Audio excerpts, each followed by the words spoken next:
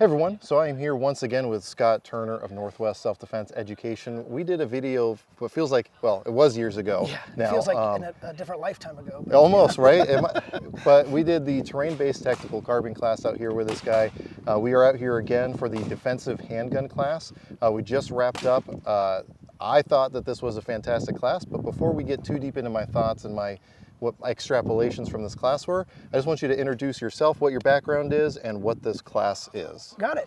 My name is Scott Turner. I'm a former Army. Basically, I've been teaching combatives, whether it's through my martial arts school. I taught Krav Maga, started in 1994.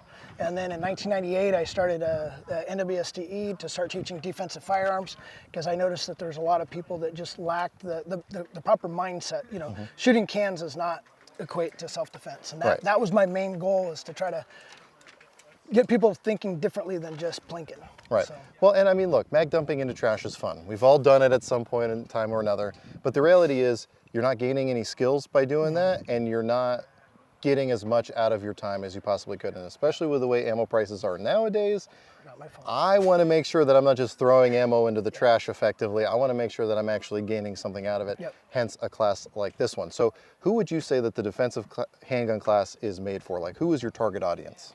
It wouldn't be, first-time shooters. It's not a basic, but it's not necessarily an advanced course too. I try to make sure that I find ways to challenge every student, but as long as it's still within our safety parameters, then we can have a lot of fun. Like you today, we had you doing maybe different grips or holds, or shooting single hand in unorthodox positions instead of doing what everybody else was. So I think that it's important to kind of look at the student as the individual and then adjust for them, as long as it's not taken away from the rest of the class. 100%, and I'm glad you said that, because literally last weekend I was at a class, really just turned out to be a range day, but paying price for a class, where basically we got about 5 minutes of instruction at the beginning, and then it was just kind of a free-for-all. We had to take a brief break there, but basically this class, when I went back to the instructor afterward, because I didn't want to confront him in front of students, that's just never the right way to do it, but I went to him and I said, kind of listed all my grievances, and he was like, well, we started and some of the students were doing pretty well, so I just kind of wanted to let them do their thing. But now you've just done that to the detriment of every single person in this class, because it was an intro to long range class. Now all the people who came to learn how to shoot long range now got zero instruction, and we're just basically slinging rounds down range, expensive ammo through expensive guns. A mark of a good instructor, as Scott just alluded to and as Scott demonstrated in this class, is you have your curriculum that everyone is going through, and then based on the specific needs of that student, you're either giving them a little bit of extra assistance or having another instructor or RSO with a little bit of an extra watchful eye on that student just to make sure they're safe and they're learning. But you're also adding a little bit of challenge to other students without it negatively affecting the experience of everyone else. And that's one thing that I really have appreciated about every class that I've taken with Scott, and this one especially. I took it with a friend from work just to get him out taking a class for the first time. And again, after that last class, I wanted to make sure it was with a good instructor.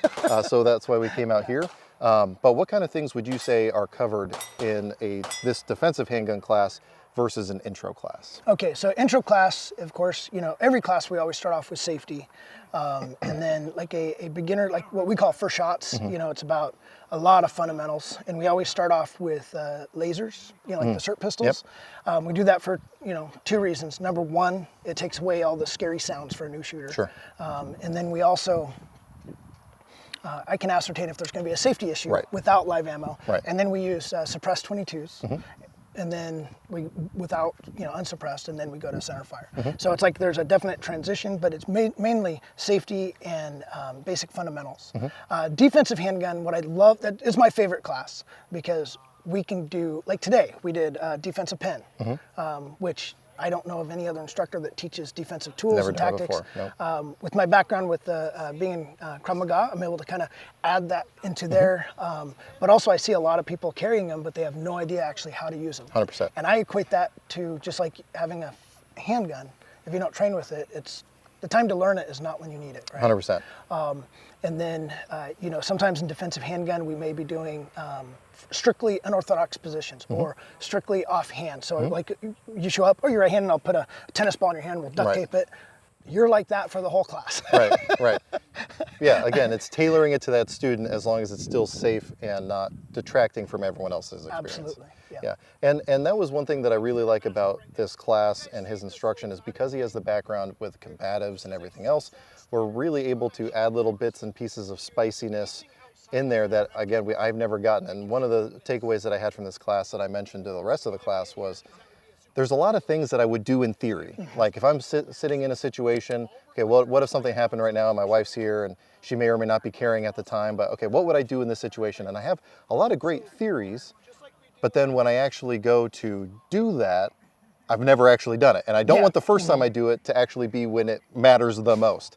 So being in a situation where we can do situations of, hey, how do I wrestle this person to have secure control over them, keeping them safe while still able to effectively engage the target? Again, that's all stuff that has been theoretical in my mind, but now I've actually put my foot to the pavement or whatever the correct idiom is there, and can actually now speak from experience on, hey, here's what worked, here's what didn't work, and now it gives me something to practice later on with my wife or whoever else I might be out there with that I might need a little bit of extra assistance. So classes are extraordinarily important because this gives you a safe opportunity to learn, to fail, most importantly, I think, and just it creates an environment that you're not going to get outside of a class environment. Absolutely. Now, you obviously don't just, as you've already alluded with combatives, but you don't just do handgun. What are some of the other courses that NWSDE covers? So, of course, just basic, self-defense, Krav Maga. We also do tactical carbine, what I call practical carbine, which would, so tactical, you'll get the guys wearing all their kit. I like practical carbine because it's like basically my truck gun and my go bag.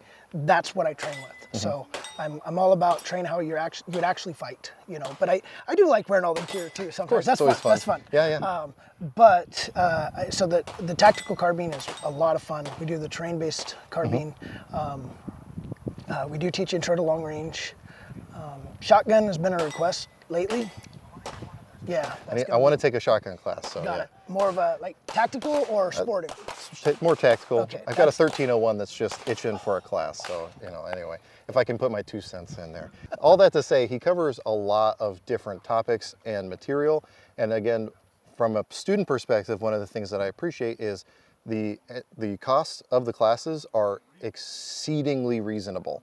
I paid less for this, not that you should raise your prices, but I paid less for this class than I did the class last week, where I got 5 minutes of instruction and then just a free-for-all. This, I paid less, I shot fewer rounds, and got a lot more out of that investment than you can with a lot of other instructors out there. So it's one of those things where this is somewhere where I think you can very safely invest your time, your energy, and your money in the form of ammo and material, and you're actually going to gain something out of it. Now, I've taken a whole lot of handgun classes.